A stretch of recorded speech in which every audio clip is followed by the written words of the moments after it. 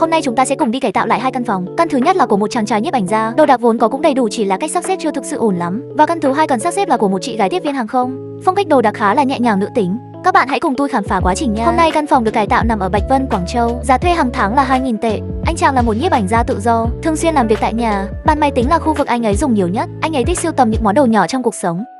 Về máy bay đi công tác, đây là góc tôi lưu giữ lại những thứ đã sưu tập được từ những nơi đã đi qua. Đủ thứ đồ lặt và kỳ quặc đều được anh ấy bày trong nhà, cũng khá là nữ tính.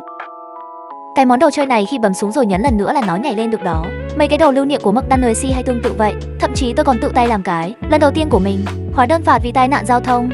Đặc biệt thích cái cảm giác như nhà của các beauty blogger, phong cách boho tinh tế. Cũng mua rất nhiều đồ nội thất cùng phong cách, nhưng cứ cảm thấy sao ấy, chẳng biết dọn dẹp thế nào. Cứ chỗ nào trống là tôi lại nhét thêm đồ vào. Có lẽ không có một ý tưởng nào để sắp xếp nó cả. Lần này tôi có thể giúp bạn điều chỉnh bố cục và sau đó sắp xếp lại đồ đạc, đưa tính thẩm mỹ lên một bước nữa. Bắt đầu cải tạo. Anh bạn, hiện tại đồ nội thất trong phòng khách thì rất tinh tế, nhưng cách bày trí hơi lộn xộn. Tôi sẽ dọn sạch các đồ vật trên bề mặt trước, điều chỉnh lại bố cục toàn bộ căn phòng. Đầu tiên, lắp thêm vài chân đỡ dưới tủ tivi treo tường này, như vậy khả năng chịu lực sẽ tốt hơn. Đặt hai cái tủ ông lên trên. Đặt hai cái tủ ông lên đây. Rồi, một vài món đồ nội thất có chiều cao tương đương được đặt cạnh nhau. Một chiếc tủ đẹp thế này, thế mà ngày nào cũng quay lưng về phía chủ nhân. Đổi chỗ ghế sofa và tủ đầu giường cho nhau, để mặt trước đẹp của chiếc tủ luôn có thể được chiêm ngưỡng. Trên tủ có thể đặt tấm bảng gỗ dán lớn trước đây, nhưng giờ đặt dọc thì hơi cao quá. Đặt ngang như này thì vừa tầm mắt hơn. Rồi điều chỉnh lại kích thước ở giữa. Cách bố trí so le sẽ thú vị hơn. Anh ấy có loại đinh ghim cài kẹp này, cũng khá tiện dụng. Trên mặt tủ có thể để một số vật dụng sinh hoạt.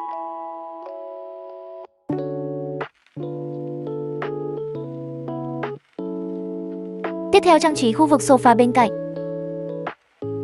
Khu vực sofa định bày trí thoải mái hơn một chút. Hiện tại đang hướng ra ban công, là mong một lúc anh ấy nghỉ ngơi, có thể ngắm nhìn khung cảnh bên ngoài cửa sổ, mắt sẽ được thư giãn hơn. Phía sau tấm phủ sofa sẽ bị kéo lê xuống đất, tôi cố định nó lại cho chiếc cúc vặn nhỏ xíu này. Có thể cố định tấm phủ sofa với ghế.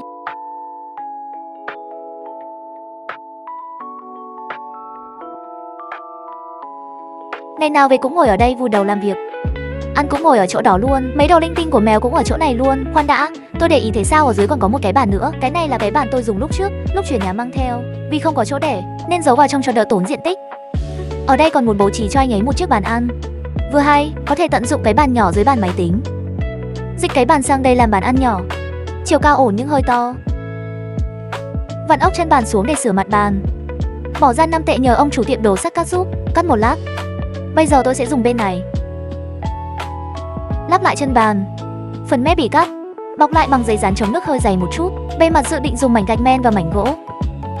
Đã đặt làm riêng để tự làm mặt bàn mới. Bồi chất độn, đợi khô rồi cạo bỏ, lau sạch sẽ. Một chiếc bàn xinh xắn đã hoàn thành. Bây giờ đến phần cải tạo cái giá sách này. Tôi sẽ nhét cái tủ ngăn kéo này vào dưới bàn. Trên bàn máy tính sẽ làm phết trừ, chỉ để một số đồ vật có tính thẩm mỹ cao. Trước đây đồ trên bàn của bạn rất nhiều, thì nói thế nào cũng thấy lộn xộn đúng không? Vì vậy tôi để cái ngăn kéo này ở dưới gầm bàn, giúp bạn bỏ những thứ trước đây để trên mặt bàn rất tiện tay. Xuống dưới còn thêm một chiếc đèn bàn nhỏ, nó không chỉ kẹp được vào để dùng, phía sau còn có một lỗ nhỏ để treo lên tường nữa. Vừa cải tạo xong, Gia Hào đã nóng lòng ngồi vào bàn làm việc. Này, anh làm việc kiểu đó mười mấy tiếng một ngày, anh không bị mỏi lưng à? Có chứ nhưng chẳng còn cách nào. Anh xem trong tủ tôi còn thường trực cao dán. Thử dùng trang bị mới tôi mang đến xem nào. Ngồi ngay ngắn cảm nhận chiếc ghế hắc bạch điều thế hệ E135 này đi. Cấu trúc chuyển động toàn thân 12 rãnh nâng cấp hoàn toàn mới.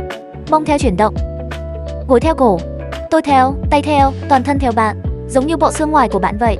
Chỗ nào cũng đỡ bạn thì lưng sẽ hết mỏi thôi. Và cái đỡ lưng cong 3 khúc này, đỡ eo rất nhạy và rất chắc.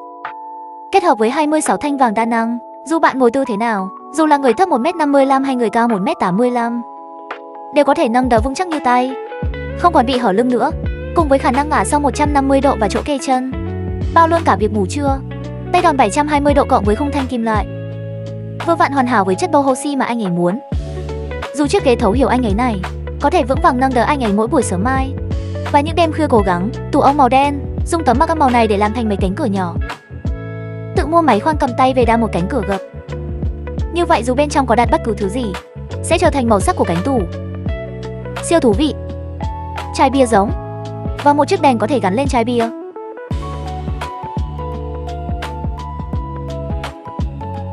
Đồ trang trí.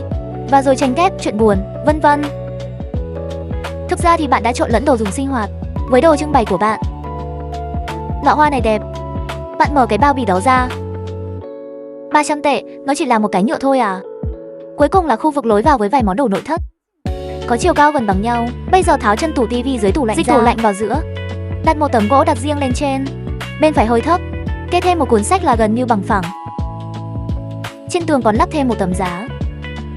Sửa lại chiếc bình hoa bị vỡ trước đó. Phát hiện chỗ này thích hợp làm quầy pha chế nước hơn. Vì vậy tất cả đồ uống của anh ấy và dụng cụ đều chuyển sang đây.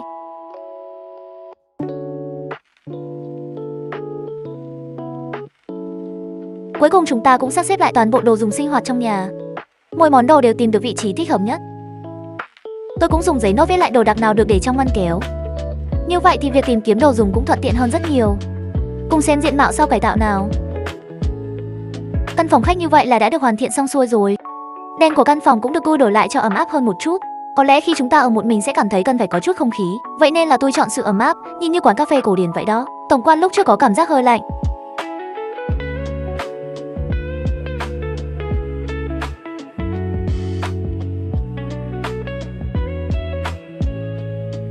Mấy món đồ nội thất này chính là trước đây bạn đặt rải rác khắp phòng khách.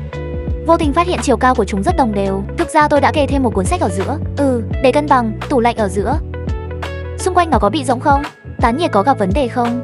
Không thành vấn đề. Ở đây pha cà phê hay uống đồ uống gì đó cũng rất tiện.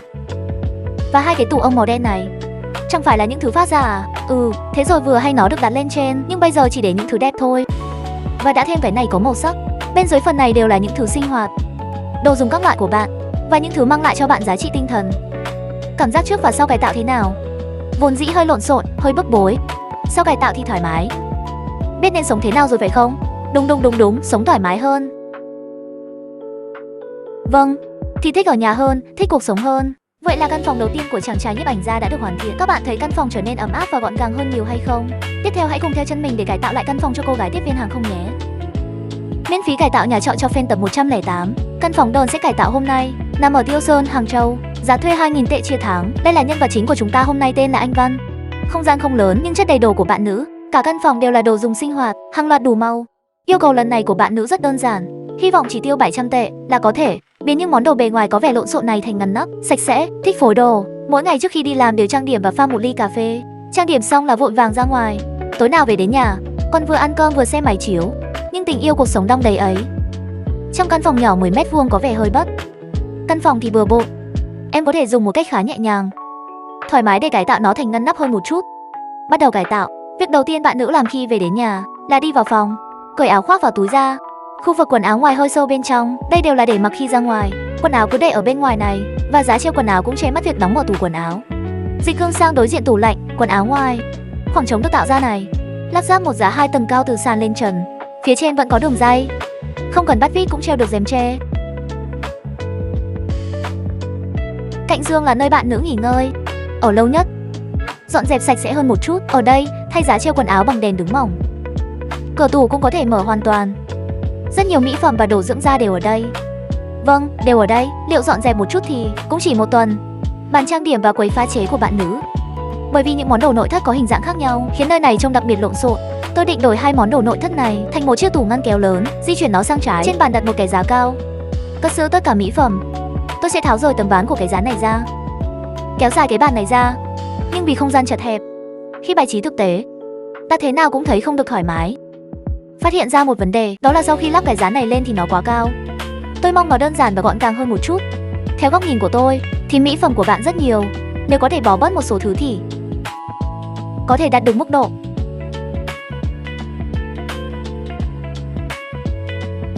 Ngày hôm sau bắt đầu làm lại từ đầu, tập trung cải tạo. Đầu tiên, đóng lại tấm lưng của cái tủ ông bị lung lay đó, lắp lại chắc chắn.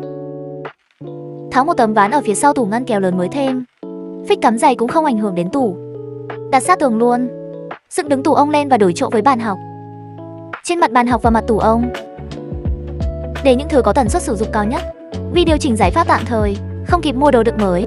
Khay đựng này tự tận dụng túi giấy nhà bạn nữ để đắc. Và còn rất nhiều mỹ phẩm thường dùng nữa. Dùng khay đựng nhỏ có sẵn phân loại để vào tầng thứ nhất của tủ ông. Tầng thứ hai để những thứ thỉnh thoảng mới dùng đến. Trên tường cạnh bậu cửa sổ có thể dán tấm bảng ní cũ. Bên trên treo một ít dây chuyền cũng rất tiện lấy. Giỏ nhỏ bên dưới có thể để các loại băng đô. Tấm vải trắng trên bậu cửa sổ cũ không có chất. Thêm một tấm khăn trải bàn ca rô màu tương phản lên bàn bậu cửa sổ để tạo một điểm nhấn thị giác cho khu vực bậu cửa sổ. Trông rất đẹp. Tấm vải trải bàn này trùng xuống thì các gấp này sẽ hơi lộn xộn. Vì vậy chúng ta có thể gấp đôi nó lại, dùng hai cái bút nhét vào. Làm như vậy nó sẽ là một cái. Sao lại chiều xuống dưới rồi? Phía dưới này cũng vậy. Cứ nhấc lên như thế. Chỉ có thể nhấc lên như vậy. Trong tủ ngăn kéo lớn mới thêm này chất đầy các loại đồ dùng sinh hoạt của cô ấy. Ngăn kéo đựng những món lặt vặt này lại càng chứa được nhiều hơn, lấy cũng rất tiện. Theo tần suất sử dụng, cắt từ trên xuống dưới. Trên tủ cao để máy lọc nước và cốc. Tìm được một chiếc rổ đựng còn trống, vừa vặn có thể để cùng với chiếc túi nhỏ màu xanh lá này của cô ấy. Nó ở cùng nhau. Tóm lại nguyên tắc là những thứ để bên ngoài đều là những đồ có tính thẩm mỹ cao, mặt bên cạnh không tính là quá, để đồ tiện tay lấy dùng. Chiếc giỏ này trước đây trông rất lộn xộn, chính là vì bên trong có rất nhiều thứ linh tinh, nên đan cho nó một chiếc áo nhỏ. Nhìn tổng thể là đã gọn gàng hơn rồi. Kệ giày ở lối vào thay bằng giá xương giữa tường ở trong phòng ngủ. Phía dưới chỉ để giày thường dùng. Chỉ có điều để giày và bát đĩa cùng nhau thì hơi khó chịu. Tôi sợ tận dụng lại tấm rèm của tủ ông này. Cái móc nhỏ, lấy hai cái kẹp nhỏ kẹp cái móc lại. Vừa hay có thể kẹp ở đây, bụi giày sẽ bị che lại. Lấy giày ra thì thao tác vô cùng tiện lợi.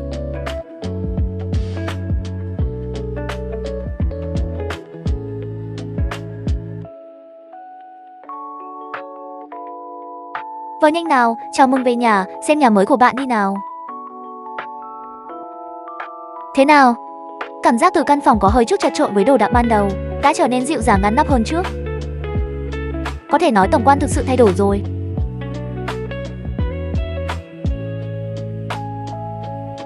Nói về nơi thay đổi lớn nhất, chắc chắn là khu vực bàn trang điểm này. Và có thêm cái tủ này nữa. Phân chia rõ ràng hơn và tiện lợi hơn. Cảm nhận được sự tâm huyết của các bạn. Vậy là chúng ta đã trải qua hai hành trình cải tạo nhà khá là độc đáo. Các bạn thích phong cách nhà nào cho chính mình? Đừng quên để lại bình luận cho Hy với nha.